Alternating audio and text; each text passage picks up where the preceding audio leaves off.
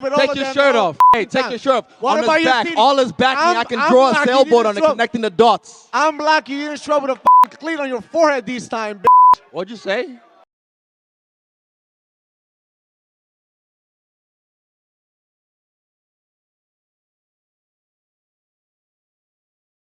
What's up, guys? Derek, moreplates.com. Today we're going to be circling back to the good old, what is it? Nipplegate, Tittygate, Gynogate, whatever the hashtag was that was associated with Israel Adesanya's gynecomastia development. That is what we're going to be discussing, because if you remember at the first fight that we covered against Paulo Costa, he showed up and everyone thought, Costa is the one sauce to the fucking tits. And in fact, Adesanya shows up with actual tits at the exact same fight. So, a lot of speculation around what may have caused it to, have such drastic and sudden onset, especially to the severity that it was. Was it the marijuana he's smoking? Was it this? Was it that? There was a very vague explanation that came out by, his doctor afterwards that basically said, like, lay off the marijuana a bit or something like that. And it was just, very, very skimmed over and poorly executed on their part, and did not reflect well on the fact that, the only time you would see this in such a drastic occurrence, after years of being an adult where you're not prone to pubertal gyno or anything, you've never historically had any issues, and all of a sudden you have a massive glandular tissue development, like in a matter of months. Like, that's red flag PED. So obviously a lot of people got on his case about it. And today it's kind of, I guess, good at, not letting it phase him. But he's had some pretty drastic fluctuations since then where, it was thought that he was doing things to get rid of it. But again, I have talked many times about how gyno is very temperature sensitive, environment sensitive. You can literally be in a cold environment versus a hot environment, literally flick your fucking nipple and in like 2 seconds change the visual representation of what's going on so significantly that you can make it look like you don't even have gyno. Now for Adesanya, it's a lot more problematic because it is actually like fairly significant. Like, it's not nothing where you can give a little flick of the nip and it totally disappears. However, it's definitely fluctuated up and down since the original sighting of it at the Costa weigh-ins. And, well, I guess even before the weigh-ins at some of his, like photo shoots and shit he was doing. He was like on a tennis court and it was fucking massive at the time. Everyone was already on his case about it at that time. But since then, it's kind of gone up and down. At his last fight, it actually looked a lot better. And now, leading up to this most recent fight, it seems to be back in full force. I saw this video on May 25th. Meanwhile, in Auckland, this is, maybe I'm pronouncing that wrong. Apologies if I did. But here he is, doing some, what is this, a kettlebell attached to a fucking double rope here. Doing some, Thank my girlfriend.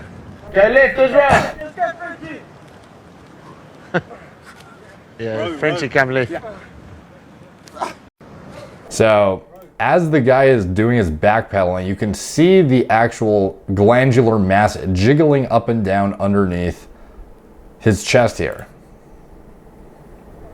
Like, it's blatantly different than the other side, and it's quite the red flag of gyno. Unfortunately, this is something that seems to be back in full force again. You can see it plain as day right here. Before he's even jumping up and down, now he does this, runaway thing, and he does it like, believe it or not, the entire fucking distance all the way to over here. You think it's gonna end? Nope, keeps going. Nope, keeps going. Nope, keeps going. Nope, keeps going. So anyways, this is the main thing in question. So you can see as of May 25th, the thing is back, worse than ever. Well, not worse than ever, to be honest. It was actually worse at the first fight, but it's significantly worse than it was recently at the most recent fight where it looked like he had, significantly attenuated it. Here he is at the face-off with Marvin for UFC 263, and he comes in, the thing is jiggling around a little bit, and you can see it is definitely, not corrected. He is fully diced though. He's at the, he's ready to fucking fight this guy. He's in peak week here. And he's got the full dialed in six pack. So this is like as bad as it's going to get basically. But it looks pretty fucking, it's there. It's definitely there. And whatever he was doing to attenuate it, either he stopped or it stopped being effective, or he was just very fucking good at hiding it, recently. And now it's kind of I don't know. It's tough to say, but when you see this kind of fluctuation in general, it's usually hormonally induced. So the question is this guy, was he on the sauce? Is he back on the sauce? Did he come off the sauce for the last fight? And then when he lost, he decided he had to go back on whatever it was he was using that gave him the gyno to begin with, and now it's exacerbated again. Good questions to ask. And in the, let's see, the pre-fight press conference a few hours ago, as of filming this, there was some pretty heated back and forths about his, speculated drug use. Fucking clean on your forehead this time, bitch. What about your titties? All his backing, I can draw a sailboat on it, connecting the dots. I'm black, you didn't show up with a fucking clean on your forehead this time, bitch. What you say? I'm glad. He said, I'm glad. Oh, fuck, hang on. You didn't show up with a clit on your forehead this time, bitch. A clit. Because of your bullshit ass testosterone that you take. So he's saying because of the testosterone you take, you show up with a with a clit on your forehead, which, like he's referring to the fact, again, alluding to his gynecomastia development from excessive aromatization, which is, presumed to be, could be one of the ways in which he developed the glandular mass to begin with. And obviously a fairly reasonable speculation to make, given the fact that bioidentical testosterone is endogenously produced and is very difficult to detect within certain physiologic ratios in UFC drug testing. Now, again, there is, classic steroidal module ratios to kind of detect aberrations, and there are things, put in place to try and prevent bioidentical hormone use. But at the end of the day, your module of ratios is not going to pick up, well, again, even if you have a red flag on the ratios that are, developed, you then have subsequent carbon isotope ratio testing, which is not necessarily the end-all be-all, despite what you've been led to believe. It's only going to detect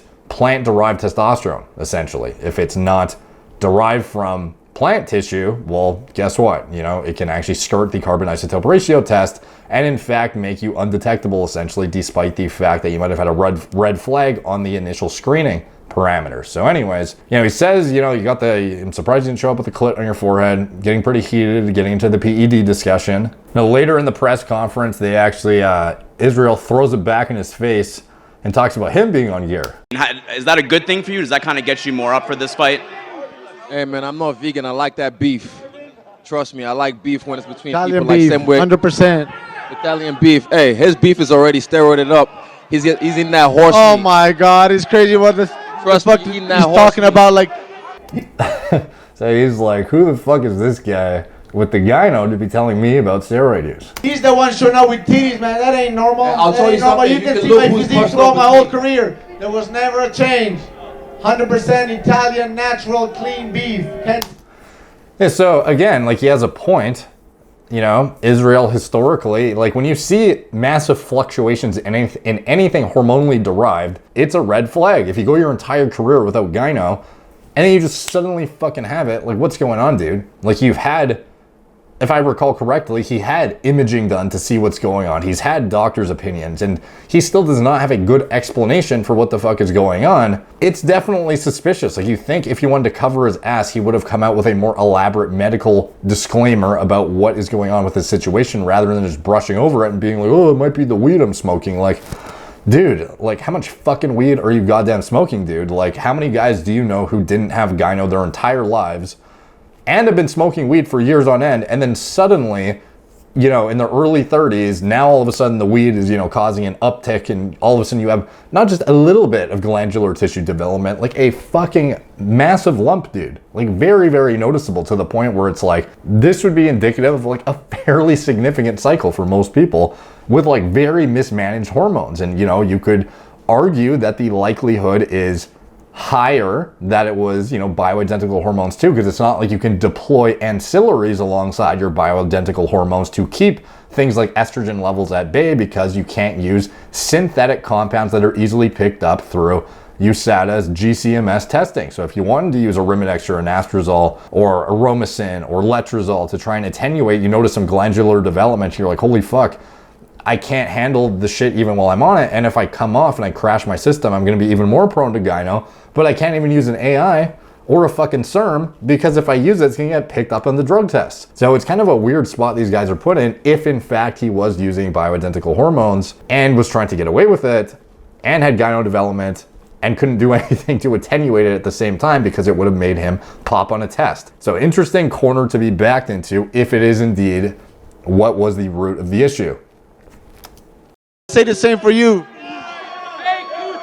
And then just for Now, on the next part, Adesanya is pretty, really leans into the steroid angle, despite the fact that he really has not, I guess he doesn't have to provide a proper explanation for his use. If he's passed tests and is clean, by USADA standards, then, who is anybody to, why should he not be able to throw it back in the guy's face? He's just as clean on paper as the other guy. And here he talks about the guy roid raging. You don't run your own Whoever career. showed up, I run your career. I'm the narrative in your career. I run your fucking shit. You tried to ignore me, bitch. You tried to ignore me. Here I am. I never ever bitch. Look at me. You're a fucking nightmare. Try me now, bitch. What are you gonna do? What are you gonna do? Try it again. Try me again. Look at him. You know what that's called? That's called roid rage. That's called roid rage. Try me again. That ain't caffeine. That's roid rage, bitch. Thank you, Arizona. We appreciate it. Quite the end of the press conference there. So, is it roid rage? It's not like if you get mad, you're on fucking gear, obviously. And again, just if you have gyno, it doesn't mean you're on steroids. However, given the historical data that we have to reference, it does not look very favorable for Adesanya. The fact that things are worse, again, definitely raises the question, is he back on the same shit that whatever he was doing prior to the Costa fight? So propose the question to you guys. What do you think? Do you think he's on the sauce? Do you think it's, again, how many times have we seen guys in the UFC or just at your average fucking gym, they're on gear but don't look like they're on gear? Anderson Silva, one of the best UFC fighters of all time, in his pinnacle, arguably, the best ever. Well, at the time he was, arguably the best on the planet. And the guy was using fucking Masteron multiple times. Did he look like he was on gear? He's used more than Masteron too. He's used multiple synthetic anabolic agents. Did he ever look like he was on gear? No, not really. In fact, a lot of the times he got popped was when his physique was at its softest and not very, aesthetically appealing or even really very athletic looking, borderline, skinny fat in some fights. At least by, fucked up men's physique perceptions, I guess. Because again, this is a fitness channel and we have warped perceptions of what good physiques are, of course. But obviously objectively he looks fit, but I mean, you know what I mean? He's not like a shredded steroid guy that you would assume to be on gear. He doesn't represent something like a Paulo Costa. He doesn't look like, TRT Vitor. He looks, just like a normal athletic guy. You would not be like, that guy's definitely on gear. And yet he is was the top of the sport, a genetic specimen and a half. And yet you would not have guessed, oh, this guy's definitely saucing it up. So again, circling that back to Adesanya, a guy who is, often compared to Silva and also a genetic phenom in his own right, just because he doesn't look like he's taking gear, it doesn't necessarily mean that he's not. So let me know what you guys think in the comments down below. Hope you guys enjoyed that one. Let me know who you think is going to win. Who you got, who's on gear, who's not. Helps the algorithm when you guys comment, so it's much appreciated. Like, subscribe, check out my blog, moreplatemordates.com. Follow me on Instagram at moreplatemordates, Facebook, Snapchat, BitChute, Twitter, TikTok, Apple Podcasts. If you want to support the channel, you can check out anything I'm associated with in the video description below. My TRT clinic, it's all telemedicine from the comfort of your own home.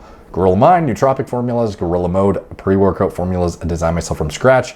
My recommended lab tests and diagnostics, stay on top of your health. My recommended diet model for newbies or intermediate lifters who are, trying to dial in their dietary practices, not just for muscle growth, but in general sports performance, while being mindful of micronutrient intake, sleep hygiene, gut health, etc. That's in the video description, as well as my shirt that I wear in my videos, also in the video description below. And anything else I'm associated with, it's all down there. So thank you guys for watching. Talk to you soon.